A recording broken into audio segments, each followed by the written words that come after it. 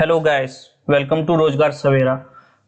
स्वागत है आप सभी का आज 15 अक्टूबर की क्लास में। इसमें कुछ करंट अफेयर के सवाल हैं, कुछ स्टैटिक जीके के सवाल हैं, कुछ यूपी स्पेशल के भी सवाल हैं। तो फर्स्ट क्वेश्चन है, अर्थशास्त्र का नोबेल पुरस्कार 2025 किसे मिला है अर्थशास्त्र के क्षेत्र में?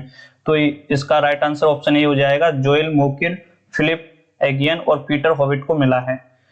ठीक है, ये तीन प्रमुख अर्थशास्त्री हैं जिन्हें मिला है। जोएल मेकर जो कि इजरायली अमेरिकी आर्थिक इतिहासकार हैं, फिलिप एजियन ये फ्रांसीसी अर्थशास्त्री हैं और पीटर हॉविट ये कैनेडियन अर्थशास्त्री हैं। यह सम्मान उन्हें नवाचार संचालित आर्थिक विकास को समझने में उनके योगदान के लिए दिया गया है। उनके शोध में बताया गया कि कैसे नवाचार और क्रिएटिव डिस्ट्रक्शन आर्थिक विकास को गति देते हैं और जीवन स्तर को ऊपर उठाते हैं। नोबेल पुरस्कार से पूछे जाने वाले कुछ प्रश्न हैं, वो भी मैंने यहाँ पे लिखे हैं। जैसे नोबेल पुरस्कार की स्थापना कब हुई, या किसकी याद में दिया जाता है और कितनी श्रेणियों में दिया जाता है, इस प्रकार के सवाल हैं। जैसे नोबेल पुरस्कार की स्थापना है वो अल्फ्रेड नोबेल की याद में की गई थी। ठीक है, ये एक स्वीडन नागरिक थे, स्वीडन रासायनिक केमिकल इंजीनियर और आविष्कारक थे। इन्होंने डायनामाइट का आविष्कार किया था प्रमुख रूप से, और भी कई अन्य आविष्कार भी किए थे, लेकिन मुख्य रूप से ये डायनामाइट के आविष्कार के लिए याद किए जाते हैं। अच्छा, पहला नोबेल पुरस्कार 1901 में दिया गया था, अल्फ्रेड नोबेल की मृत्यु के 5 साल बाद। तो कई बार क्वेश्चन पूछा गया कि पहला नोबेल पुरस्कार किस सन में दिया गया, तो हमें याद रखना है 1901 में दिया गया था। और 1901 में सिर्फ 5 श्रेणियों में नोबेल पुरस्कार दिए गए थे। वर्तमान में 6 श्रेणियों में नोबेल पुरस्कार दिए जाते हैं।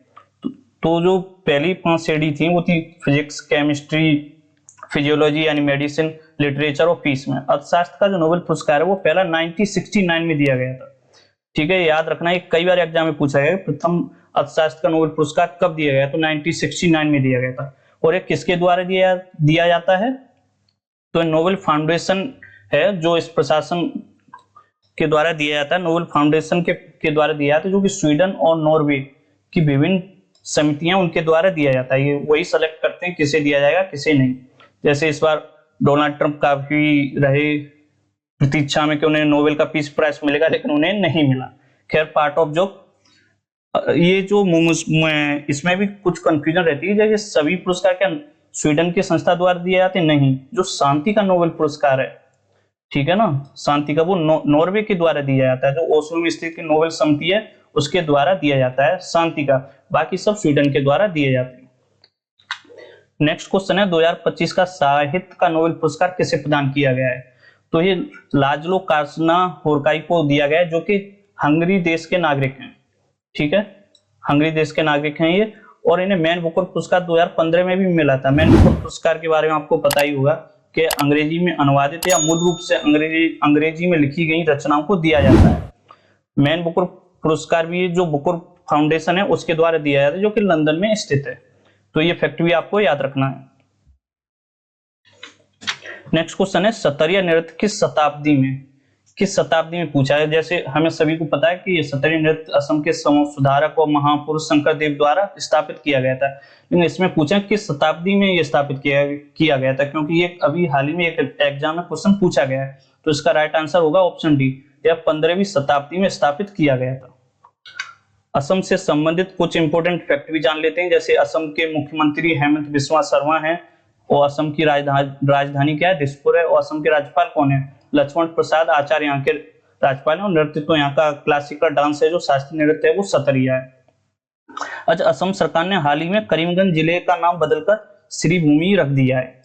और असम का जो स्पेशल यानी विशेष प्रावधान है जो संविधान है, वो आर्टिकल 371 बी के तहत मिलता है। असम को विशेष प्रावधान आर्टिकल 371 बी के तहत मिलता है। तो ये फैक्ट हमें याद रखते हैं। अच्छा, असम से संबंधित कुछ नेशनल पार्क भी जान लेते हैं। जैसे काजीरंगा नेशनल पार्क है यहाँ पे, जो कि एक सींग वाले गैंडे के लिए काफी प्रसिद्ध है। मानस नेशनल पार्क है, जो कि यूनेस्को विश्व धरोहर स्थल भी है, Manas national park. Nameri national park है, ओरांग नेशनल पार्क है, देहिंग पटकी नेशनल पार्क है, रायमोना नेशनल पार्क है यहाँ पे। और असम की अगर लोकसभा सीट, राज्यसभा सीट और विधानसभा की बात करें तो यहाँ पे 7 राज्यसभा की सीट हैं, 14 यहाँ पे लगभग लोकसभा की सीट हैं, और 126 यहाँ पे विधानसभा की सीट्स हैं। ये भी हमें याद रखना है। नेक्स्ट क्वेश्चन है, हाल ही में किस देश ने भारतीय पर्यटकों के लिए यूपीआई भुगतान की प्रक्रिया शुरू की है? तो ये जापान ने शुरू की है अभी। ठीक है, तो इसके बारे में कुछ जानते हैं। जैसे यूपीआई किसके द्वारा ये ऑर्गेनाइज किया जाता है, यूपीआई कौन संचालित करता है, तो भारत की एक संस्था है एनपीसीआई, यानी national payments corporation of India द्वारा संचालित किया जाता है। ठीक है, और जापान की कंपनी है एनटीटी डाटा, इन दोनों के बीच में साझेदारी हुई है।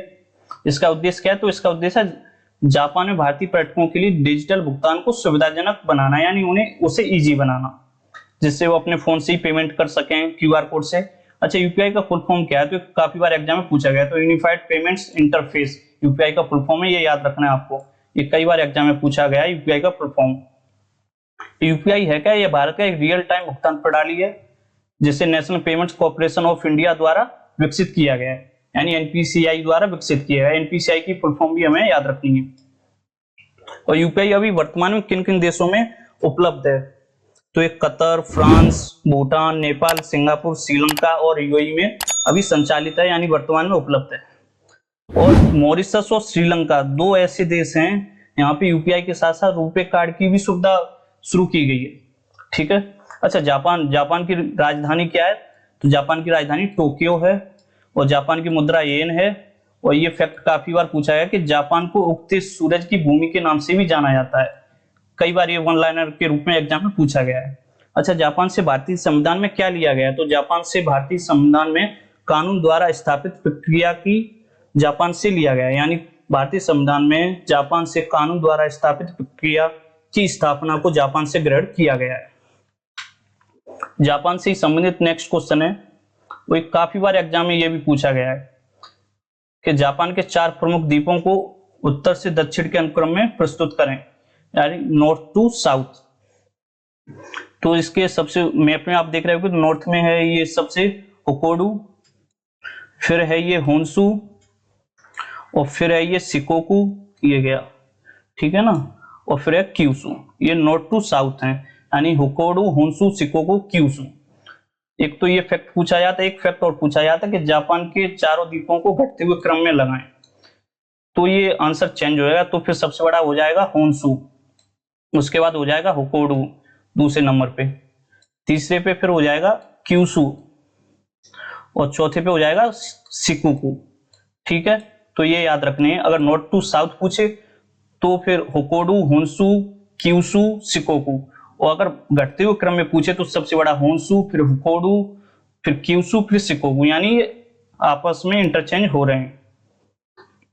ठीक है, तो इसका राइट आंसर है ऑप्शन डी। नेक्स्ट क्वेश्चन है, भारतीय शास्त्रीय गायक छन्नू महाराज का संबंध किस घराने से। छन्नू महाराज जी का हाल ही में अक्टूबर 2025 में ही निधन हो गया इनका, तो ये किराना घराना और बनारस घराना दोनों से ही संबंधित है, यानी इसका राइट आंसर हो जाएगा ऑप्शन सी, उपरोक्त दोनों। ठीक है, इनका जन्म आजमगढ़ में हुआ था। आजमगढ़ से आपको कुछ याद है, आजमगढ़ में राहुल सांकृत्यायन का भी जन्म हुआ था। ये भी एक बार एग्जाम में यूपी SSSC के एग्जाम में पूछा गया कि राहुल सांकृत्यायन का जन्म किस जिले में हुआ था, किस शहर में हुआ, तो आजमगढ़ में हुआ था। खैर, तो छन्नू महाराज जी के बारे में बात करते हैं। ये बनारस घराना और किराना घराना दोनों के प्रमुख प्रतिपादक थे। वो अपनी ख्याल और पूर्व अंक की ठुमरी के लिए जाने जाते थे। इन्हें 2020 में भारत का दूसरा सबसे बड़ा नागरिक सम्मान पद्म विभूषण से सम्मानित किया गया। ये दूसरा सबसे बड़ा नागरिक सम्मान है, तो प्रथम सबसे बड़ा नागरिक सम्मान कौन सा होगा, भारत रत्न। और भारत रत्न और पद्म विभूषण पुरस्कारों की स्थापना 1954 में की, यानी 1954 से ये वितरित किए जा रहे हैं। ठीक है, नेक्स्ट क्वेश्चन है, किस भारतीय राज्य ने वैश्विक पर्यटन पुरस्कार 2025 जीता है, तो इसका राइट आंसर हो जाएगा आंध्र प्रदेश। आंध्र प्रदेश ने ये जीता है। आंध्र प्रदेश से संबंधित कुछ फैक्ट भी जानते हैं, जैसे भारत का सबसे गहरा बंदरगाह विशाखापट्टनम है, जो कि आंध्र प्रदेश में ही स्थित है। ठीक है ना, ये भारत का सबसे गहरा बंदरगाह है। कोलेरू झील आंध्र प्रदेश में स्थित है, जो कि कृष्णा और गोदावरी नदियों के डेल्टा के बीच में स्थित है। और भारत की जो सबसे बड़ी मीठे पानी की झील है उन्हीं में से एक है ये। सीसेलम बांध भी है, जो कि कृष्णा नदी पर ही बनाया गया है बिजली उत्पादन के लिए और सिंचाई के लिए, ये भी आंध्र प्रदेश में स्थित है। आंध्र प्रदेश राज्य का गठन 1956 में हुआ था, 1 नवंबर 1956 को। यह भाषा के आधार पर गठित होने वाला भारत का पहला राज्य था। याद रखना, ये फैक्ट कई बार एग्जाम में पूछा गया कि भाषा के आधार पर गठित होने वाला भारत का पहला राज्य कौन सा था, तो आंध्र प्रदेश था। जिसकी स्थापना 1 नवंबर 1956 को हुई थी। आंध्र प्रदेश से तेलंगाना 2 जून 2014 को अलग हो गया। ठीक है। अच्छा, आंध्र प्रदेश की अगर हम राज्यसभा सीट की बात करें तो यहाँ पे 11 राज्यसभा सीट्स हैं, 25 लोकसभा सीट्स हैं और 175 विधानसभा सीट्स हैं। यानी 11, 25, 175 आपको ऐसे याद रखने हैं। 11 राज्यसभा हैं, 25 लोकसभा हैं, 175 विधानसभा हैं। और आंध्र प्रदेश में नेशनल पार्क हैं कुछ, जैसे श्री वेंकटेश्वर नेशनल पार्क है, यहाँ पे पापीकोंडा नेशनल पार्क है और राजीव गांधी नेशनल पार्क भी स्थित है। ये आंध्र प्रदेश का मैप है। तो आंध्र प्रदेश की जो सीमा है वो किन किन राज्यों से स्पर्श होती है? उड़ीसा से, छत्तीसगढ़ से, हैदराबाद से, कर्नाटक से और तमिलनाडु से। इन राज्यों से आंध्र प्रदेश की सीमा स्पर्श होती है। जनसंख्या की दृष्टि से उत्तर प्रदेश का सबसे बड़ा नगर कौन सा? ये यूपी का सवाल है ये। तो इलाहाबाद, इसका राइट आंसर इलाहाबाद हो जाएगा, जो कि जनसंख्या की दृष्टि से उत्तर प्रदेश का सबसे बड़ा नगर है। नेक्स्ट क्वेश्चन है हमारा उत्तर प्रदेश से संबंधित है ये कि अंतर्राज्यीय खेरा किस जिले में स्थित है? तो यह एटा जिले में स्थित है। और ये किस लिए प्रसिद्ध है? यहाँ पे गंगा घाटी में लोहे के उपयोग का सबसे प्राचीन प्रमाण यहीं से मिला है। अंतर्राज्यीय खेरा से ही गंगा घाटी में लोहे के उपयोग का सबसे प्राचीन प्रमाण मिला है। अच्छा, एक क्वेश्चन मैं आपसे पूछूंगा, उसका जवाब आपको कमेंट बॉक्स में देना है। नोबेल पुरस्कार से संबंधित है कि किस भारतीय को 1913 में साहित्य का नोबेल पुरस्कार दिया गया? फिर से रिपीट कर रहा हूं, किस भारतीय को 1913 में साहित्य का नोबेल पुरस्कार दिया गया? इस क्वेश्चन का आंसर आपको कमेंट बॉक्स में देना है। अगर यह वीडियो आपको अच्छी लगी हो तो please like, share and subscribe जरूर करें। Thanks for watching.